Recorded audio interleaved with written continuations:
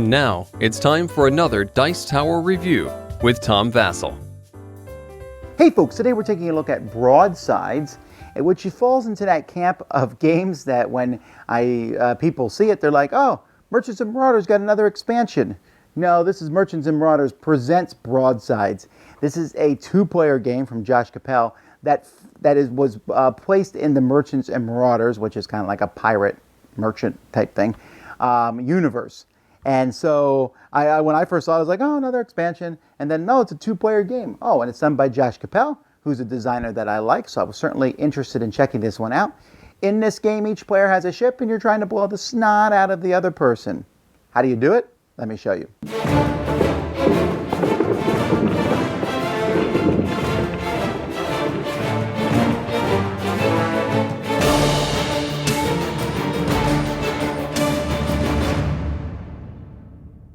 Each player starts with a ship in front of them, and you can pick the day side or the night side. It doesn't really make a difference. I guess you can be a pirate or a ship that sailed out of the Ascension universe. So you're going to put some tokens here. This is to represent the strength. You have your hull with some wooden planks, your sails with some white cubes, and then a bunch of crewmen, including a first mate and the captain. And the first mate and captain are important because if they are both ever killed, you lose. And if you ever lose 10 planks in your hull, you also lose. Now, if you're playing with the advanced rules, and I highly recommend that you do, each player is also going to get a pirate who has a special ability, and they're going to start with 3 Dirty Tricks cards, which you can play at various points to do special things. Players are also going to pick 2 cannons, and so you have 6 different cannons to pick from, so you could pick the same one twice if you want. I mean, not 6 different, but 6 total cannons.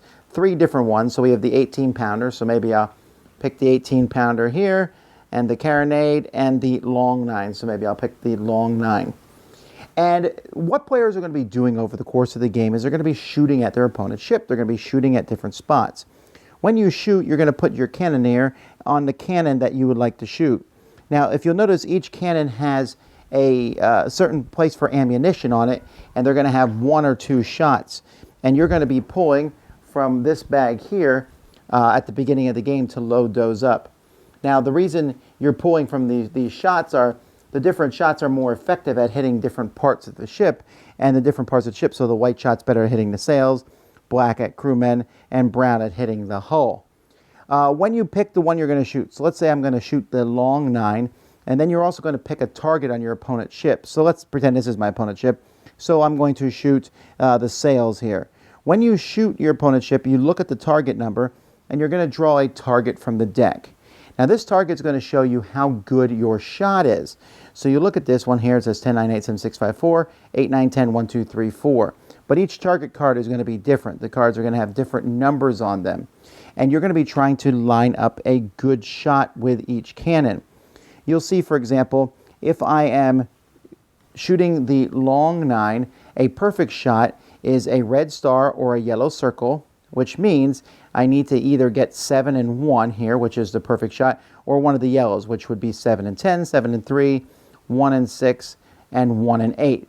So this particular cannon, the long 9, has a bigger perfect shot than the 18-pounder, which, as you can see, only is a perfect shot if it's straight on. However, the 18-pounder has a good range, which is yellow and blue. So its good range is bigger, while the long 9, its poor range is bigger. So if you don't get a perfect shot with the long 9, then it's going to be poor the rest of the times. And so players are going to be on their turns. They're going to have these cards in front of them when they zero in. They're going to be taking actions. And many of these actions are going to be from their deck. Each player has a deck of cards, and this deck is simply a deck of playing cards. And in this deck, the cards are not, it's not a full deck. So there's not jacks, queens, and kings. There is jokers. But other than that, it's just 1 through 10. And players are going to be taking actions. And one of the actions that you have to take is you have to aim, which means you put a card next to one of these. You can replace a card that's already there, or you can put a card underneath it. So when I place the card, okay, now I'm shooting in row 6.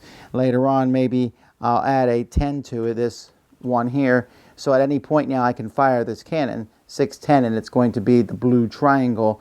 And that what kind of shot that is depends on the cannon. Other things that you can do on your turn, there's a couple special actions where you can shear off to make your opponent lose cards from their hand. When you do that, you're going to be playing a straight. When you play the straight, let's say I play a 1, 2, 3, they'll lose 4 cards from their hand because they lose 1 more than the number I discard. I also put tokens on the 1, 2, 3 to show I can't do that again. You can also use a straight or a straight flush here to evade shots that someone shoots at you. And you can shoot a broadside, which is a flush, where you can essentially make your opponent lose cards that they put next to their targets. You also have actions of drawing cards. You have actions of, you have crewmen, and crewmen can, you can lose crewmen from different spots to go fix other places on your ship and move them around. And you're going to be shooting at your opponent. When you shoot at your opponent, the first thing you'll do is you're going to use your fire thing is you look at what you're shooting at. So let's say I'm shooting at my opponent's sail. I'm going to start with 3. I then look at the kind of shot that I'm shooting at them. If it matches, fine. If it doesn't, I lose 1 from that number. I look at my targeting. If it's perfect, nothing happens. If it's good, I lose 1. If it's poor, I'll lose 2. If I have a miss, I'll lose 3. And if I shoot before I even have all my targeting cards there, you can do that, I'll lose 4 from it. And so this number is going to get lower and lower based on what happens, and then your opponent can also try to evade by playing cards to get rid of. And eventually, you have a number after you look at all those different variables that go into the mix. You'll use up the thing that you're shooting, and they will take that much damage. Now, as players take damage, different things can happen. There might be the number of cards you have in your hand, or you might eventually lose shots when you're firing back yourself, and when a whole section of hull is taken, you'll flip over one of these discs, the deck collapses, and then 3 guys get lost, or here the hull shatters, or your rigging falls. So the game is eventually one player is going to lose because you are going to keep shooting back and forth. And once you're done shooting, you then zero in another one, which causes you to draw more target cards, and you draw a couple cards from your deck at the end of each turn, and you just keep going back and forth until one person shoots a hole in the other person's ship, and that person is the winner. Now, I have mixed emotions about Broadsides. Overall, I like the game, but I don't love it. And there's a couple reasons that I don't love it. One is, while there's a lot of really cool concepts in the games, and those are the things that make me love it. I love the targeting system. That's a really neat thing, to put the 2 cards there and try to zero in. I like that idea. I even like that there's different shots that affect different parts of the ship, and that's a cool concept. And I talked about the different modifiers and all that stuff. It's not as complicated as all that. Does the color match? How's your shot? Basically. And like I said, I really think that the special abilities and things really add to the game. Where the game has some problem and keeps me from loving it is when you get giant holes blown in you, like a giant hole blown into your deck or whatever, for example, maybe on the first turn, it's really hard to recover from that. And you can kind of sometimes sit there and flounder for the rest of the game and die a slow death. Now, that's very thematic, right? Yeah, it makes sense. You shoot a big hole, that person's now at a disadvantage, and they shoot and they don't do very well at all with their shot, and so now I dodged their shot or what have you, and so now we kind of go into this slow death spiral before they die. It's just not very fun as a game, I think, in that respect. Now, that doesn't happen every battle, and some battles are very close and very interesting, and that's what makes the game good, but every once in a while, one person just gets beat up, and it's very difficult to come back from that. And you can get beat up sometimes by some very lucky cards played at specific times. Because honestly, if I draw a straight flush or something in my opening hand, I'm doing better than my opponent. You can fix your ship by moving crew around and things, but sometimes that just doesn't work. And you have to discard cards to do most of the actions. You got to discard cards to move crew. You have to discard cards to make your opponent discard cards. And things can be, the game can sometimes have that frustrating feel like, ooh, I finally got a hand I want. Your opponent's like, I'm doing this. What's the action called? The shear, and now you're going to lose all the cards from your hand. All right, fine. I'll work up and try and build those again. Oh, no, your opponent says I'm going to shoot you before that happens.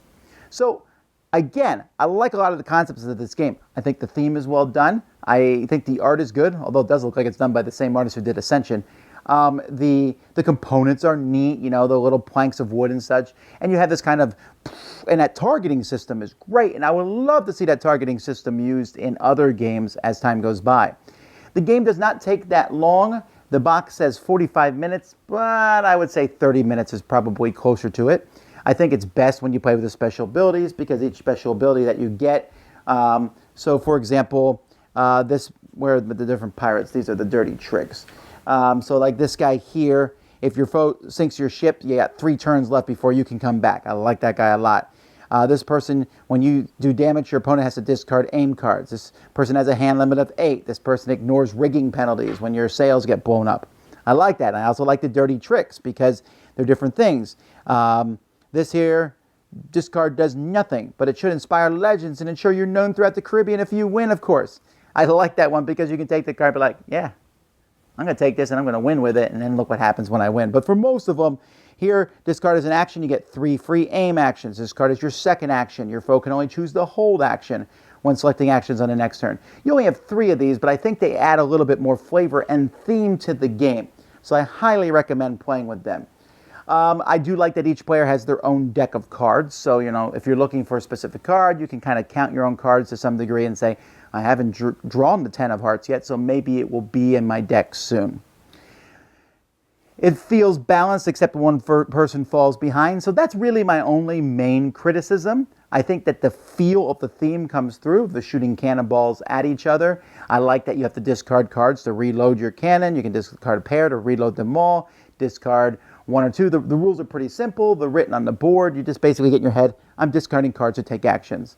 And the game, once someone starts getting hit, the game goes quickly after that point for the most part. And so I like it. Just that little bit kind of there at the end keeps me from saying this is amazing. It's good. I wouldn't mind if it had been more than 2 players too, but I guess most ship battles are 2 players. So that's Merchants and Marauders. No, okay. Merchants and Marauders present Broadsides. Dice Tower Judgment, approved. Thanks so much for watching the Dice Tower videos. Find more great videos and reviews as well as our top-rated audio podcast at Dicetower.com. You can also find other great shows at Dicetowernetwork.com. I'm Eric Summerer, and you've been watching The Dice Tower. The Dice Tower is sponsored by Cool Stuff Inc., where you can find great games for great prices. Cool stuff in stock. Check them out at CoolStuffInc.com. Shut the door.